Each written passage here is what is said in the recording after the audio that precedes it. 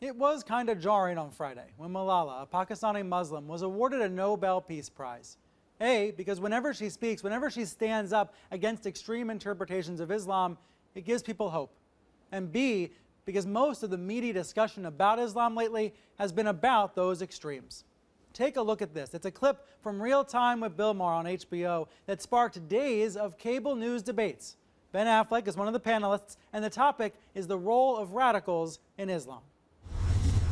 How about the more than a billion people who aren't fanatical, who don't punish women, who just want to go to school, wait a second. Wait a second. 5 times a day, and don't do any of the things that you're saying all Muslims wait a second. stereotyping. Wait a second. Things, and you painting the whole group religion with that. No, let's get down to who has the right answer here. A billion people, you say. All these billion people don't hold any of these... 5 or something. Don't hold these pernicious beliefs? No, I would. no, they don't. That's just not true, Ben. That's just not true. Can I just express how I think it breaks down in terms of beliefs? The idea... You haven't even defined you're trying to say that these few people, that's all the problem is, these few bad apples. The idea that someone should be killed if they leave the That's Islamic... horrible. That's Wait, you're center saying of that the the fairway idea that Islam. someone should be killed if they leave the Islamic religion is just a few bad apples? the people who would actually believe and enact that you murder somebody if they believe Islam is not the majority of Muslims at all. You can see Affleck was getting worked up, Maher was getting worked up too. But what's interesting is how the comments by Maher, a bastion of the left, were embraced by the right. Fox's Sean Hannity even went so far as to call Maher, quote, good for America. Now back to the HBO show. Listen to how Maher went on to liken Muslims to the mafia.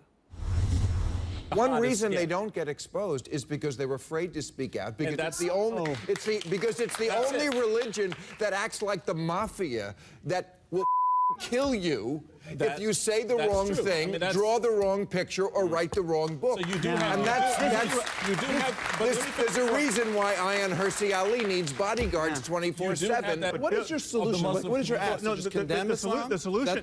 No, the solution is very much what We've Nick killed is more Muslims than they've killed us by an awful lot. We've invaded more Muslims. I am not for more killing. So like I said, days of cable news coverage followed. So after seeing all of it, my goal this morning is not to have a shouting match, but to have a civilized conversation with one of the men who you saw there at the table, Sam Harris, the author of The End of Faith, and with a woman whose life's work is to reform Islam, Irshad Manji. She's the founder of the Moral Courage Project at New York University. Earlier, I spoke with both of them, and they spoke with each other. Let me ask you about the Bill Maher program, because one thing that stood out to me, and it was pointed out by Chris Hayes on MSNBC earlier this week, is that it was a bunch of guys sitting around the table, none of whom actually are Muslim. Do you think that was a problem, that you all were discussing this topic without anyone there who could speak from their own personal experiences? Well, no, it was, that was not, the purpose of the show was not to discuss Islam. We sort of stumbled into this. I think we knew it was on the agenda, but I understand, but isn't this even even more broadly in media a problem, the lack of representation when we're talking about these topics like religion? The problem really is that people like Irshad and Manji who I mentioned, there are not enough of these people, and if I'm mistaken about that, then they don't have enough of a voice that even I'm in ignorance of their numbers. They are not represented in conversations like this enough. I mean, Irshad, you must be pretty tired of being booked just to talk about extremism and not to talk about moderates, not to talk about reform. Certainly, and I'm not surprised by that. I mean, bombings and beheadings are always sexier than good people doing and saying good things. But I want to get back to Sam's point that, there may be more reformist Muslims in the world than are being given airtime and ink time. I think you're right, Sam. Irshad, there are. Can I just ask there are. But let Irshad, me just tell say, me Sam, what percentage. Tell me what percentage of Muslims. Allow me to finish I my just want to know point. how many you think there are. We don't know. We don't know. And one of the reasons we don't know is precisely that they're not given the platforms to, speak their minds. And this is why, Sam, I'm asking people like you, I'm sending you stories of Muslim reformists around the world and asking you to share them with your large constituency. This is how we're going to not just transcend our own differences, but actually create a common front to defeat the kind of extremism that you and I fervently oppose. This is what I don't understand. You know, good folks like you, and you are coming from an absolutely constructive place in my view. Good folks like you will say that you want to help empower Muslim reformists, but then will almost exclusively focus on the jihadis and the extremists when you're in front of a TV camera or a radio microphone. I don't understand why you consistently lapse into that mistake. Reformists have to focus on the extremists and the jihadists and the Islamists as well. This is a common project. But they're saying we're here and we're speaking. Why aren't you listening? That's why I'm talking to you, Irshad, and that's why I'm not talking to Reza Aslan. I consider that this is a fundamental distinction.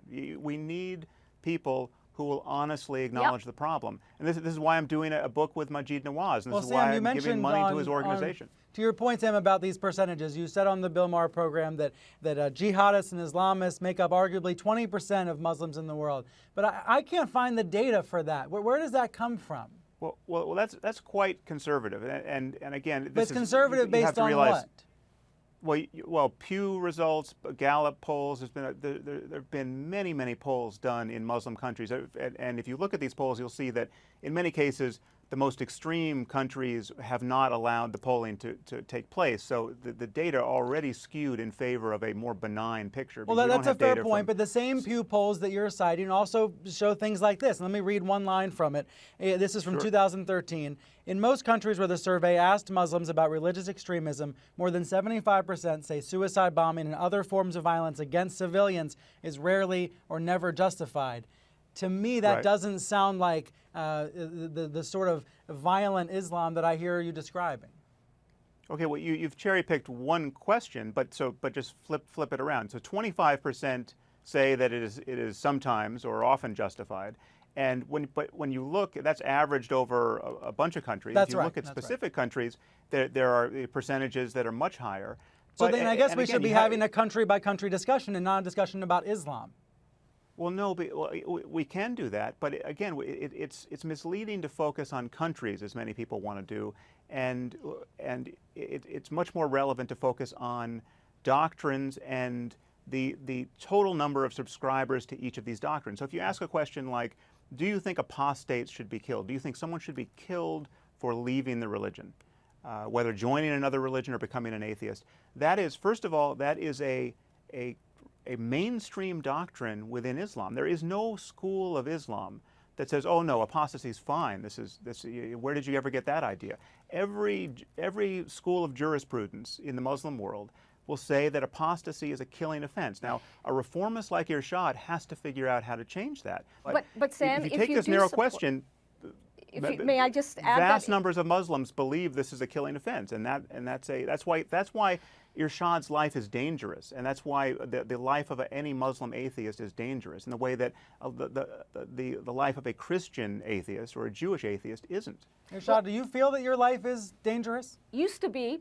I don't feel that much anymore, in part because I think things have radically changed, and they have in the trenches since 9/11. Not for everybody, but I can tell you not long ago I did a major debate on Al Jazeera in which I was debating a conservative Muslim. Sure, I received hate mail afterwards, but I got a lot more love bombs from a new generation of Muslims than I did hate mail, and not a single death threat.